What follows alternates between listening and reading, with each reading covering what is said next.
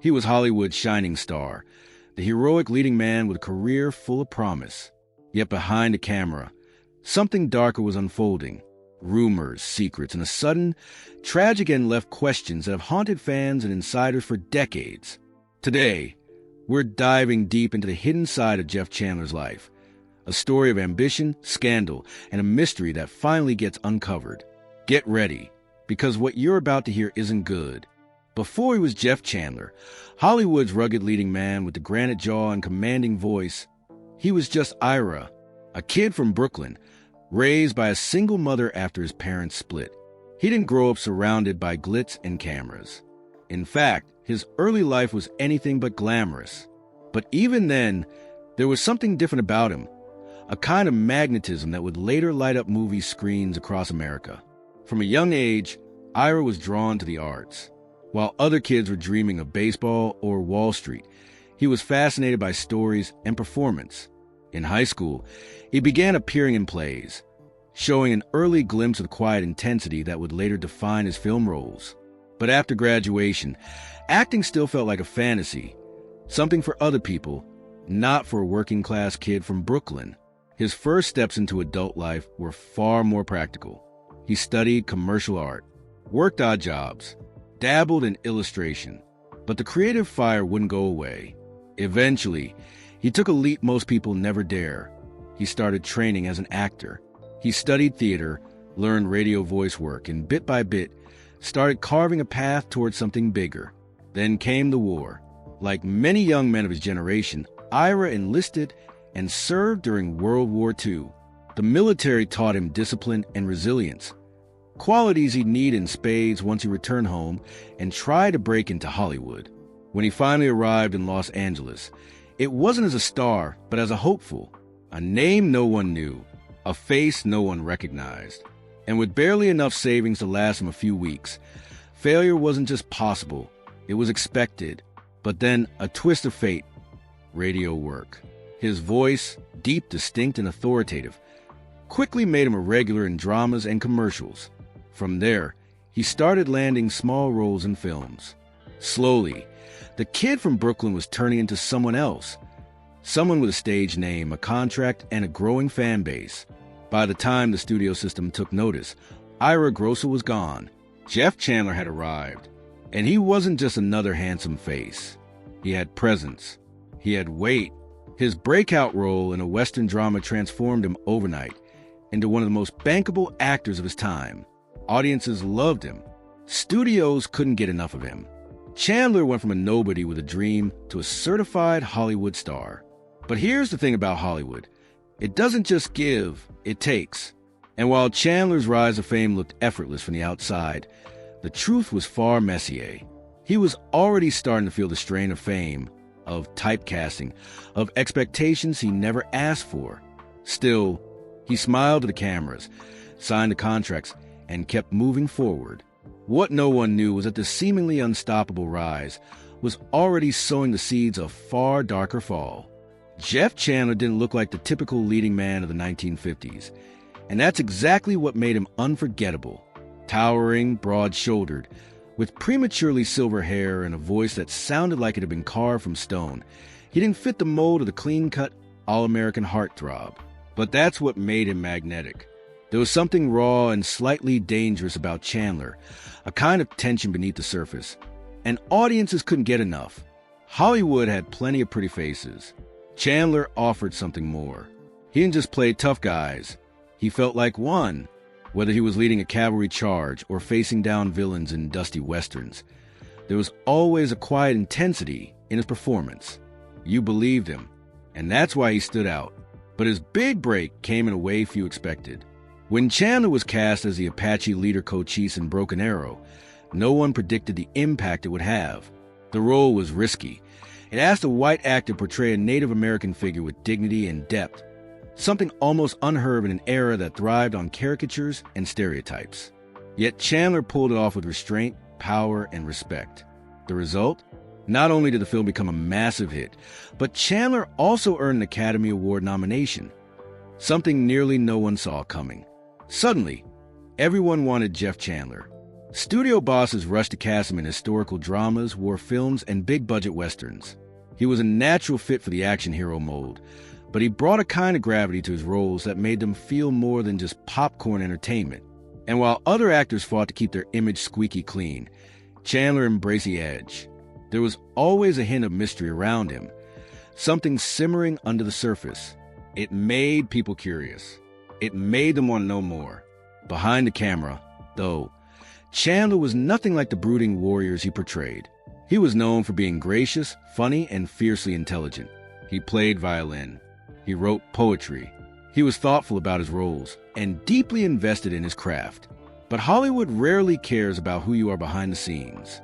What mattered was the image, and Chandler's was being packaged, sold, and stretched to its limits. He became Universal Pictures' go-to leading man. Hit after hit kept him in the spotlight. But the pressure to maintain that image was relentless. He was working constantly, filming back-to-back projects with barely time to breathe. And while his fame skyrocketed, something else began to unravel: his control over his own life. As Chandler's star rose higher, so did the expectations. The studio wanted him bigger, louder, tougher. But Chandler wasn't interested in playing the same man over and over. He wanted more, and quietly he began to push back. But in an industry built on control, rebellion never goes unnoticed. And Chandler was about to find out just how dangerous that resistance could become. On the surface, Jeff Chandler had it all: the looks, the money, the fame. He was a hero on horseback, the silver-haired savior who dominated the screen. But behind the scenes, Chandler was restless. The roles he played weren't who he really was. And as the years passed, that disconnect started to eat away at him. Hollywood wanted Chandler to be one thing: the rugged, stoic warrior. They stuck him in westerns, action flicks, and war dramas. Always the same square-jawed hero, always saving the day. But Chandler wanted more. He didn't just want to be remembered as a guy who played soldiers and cowboys. He wanted to act, to challenge himself, to break out of the box the studio had shoved him into. He spoke up. He told directors he wanted to try comedy, romance, even stage work. But the studio bosses didn't care. To them, Chandler was a product, and the product was selling. So they kept him on a tight leash. Same roles, same formula, same image. Anytime he tried to steer off course, the system dragged him back. And that's where the real struggle began. Chandler's frustration grew with each film. He'd show up to set knowing he was doing the same thing he'd done a dozen times before. The paychecks were big, sure, but creatively, he felt boxed in, trapped, and worse. No one in the industry seemed to take him seriously when he tried to step out of line. That tension started to affect him. People who worked with Chandler noticed he wasn't always easygoing anymore. He'd clash with producers, get irritated on set. He wasn't difficult, but he was exhausted. The kind of tired that doesn't come from working long hours, but from pretending to be someone you're not. The public, of course, had no idea.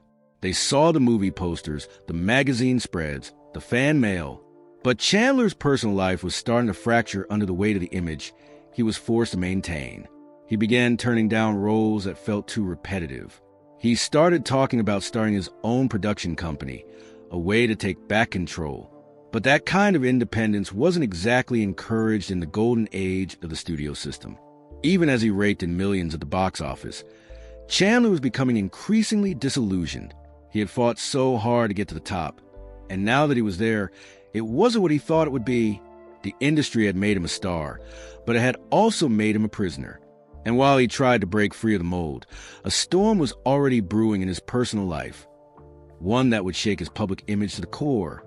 If Jeff Chandler's professional life was a tightrope walk, his personal life was a slow-motion collapse, equal parts hidden struggle and public spectacle. To his fans, he was a perfect gentleman, the dashing Hollywood icon with a cigarette in one hand and a charming grin. But behind closed doors, the truth was far more complicated and far darker. He married actress Marjorie Hachelle in the mid-1940s, long before it became a household name. For a while, they looked like the ideal Hollywood couple, glamorous, photogenic, and raising two daughters. But the image didn't match the reality. As Chandler's fame grew, so did the distance in their relationship. Long nights on set, endless press tours, and the pressures of stardom chipped away at the marriage. The warmth began to fade. The fights grew louder. The trust? Gone. They eventually divorced in 1954. And while the split made headlines, what did was Chandler's increasing isolation. He wasn't the type to jump from relationship to relationship. In fact, despite being one of the most recognizable leading men of his time, Chandler's love life became something of a mystery. And that mystery only deepened with time. Then came the rumors. In the late 50s, whispers began to circulate in Hollywood's back rooms and smoky parties. Not about his films, but about his private life. There were murmurs that Chandler wasn't who he appeared to be, that behind the tough guy image, he was hiding something that could destroy his career. The most explosive claim? That he had a deeply personal secret. One that some alleged involved wearing women's clothing in private. The person who brought that rumor into the spotlight was none other than actress Esther Williams. After her brief romantic involvement with Chandler ended, she dropped a bombshell in her memoir, claiming that she had walked in on Chandler wearing her clothes. The claim was shocking, sensational, and impossible to ignore. Hollywood exploded. Chandler never directly addressed the accusations in public, but the damage was done. In an era where image was everything and rumors were treated like gospel, even the slightest whisper could derail a career. And this wasn't just a whisper. It was a full-blown scandal. Some defended him. Others distanced themselves. And the studios? They went silent. For Chandler, it was a betrayal that cut deep, not just because of what was said, but because it threatened everything he'd built. Whether the story was true or not didn't matter. Perception was reality, and the perception now was tainted. From that point on, Chandler became more guarded, more withdrawn. Friends said he was hurt, not just by the scandal, but by how quickly the industry turned on him. The same executives who had built him up were suddenly nowhere to be found. The same reporters who once praised him were now digging for dirt. He was no longer just Jeff Chandler, the movie star. He was a target. And while he tried to stay focused on work, the weight of the rumors and the silence from those around him changed him. But even that wasn't the end of his troubles. Because what came next wasn't scandalous. It was tragic. By the early 1960s, Jeff Chandler's life was balancing on a knife's edge. The Hollywood system that once lifted him up had grown cold and indifferent. The tabloid whispers hadn't died down. And though Chandler kept working, the roles were drying up. But none of that compared to what was coming. Because the thing that ultimately shattered his world wasn't a scandal. It was a routine trip to the hospital. It started with a simple back injury. Nothing major. Just a tweak while playing baseball with friends. A hobby he loved. He was in pain, sure, but nothing that seemed life-threatening. Still, his doctors recommended surgery to repair a slipped disc. It was supposed to be quick. In and out. A few days of rest, and Chandler would be back on his feet. But that's not what happened. Shortly after the operation, things went wrong. Terribly wrong. Chandler began experiencing complications. Intense pain. Fever. His condition started to decline. Fast.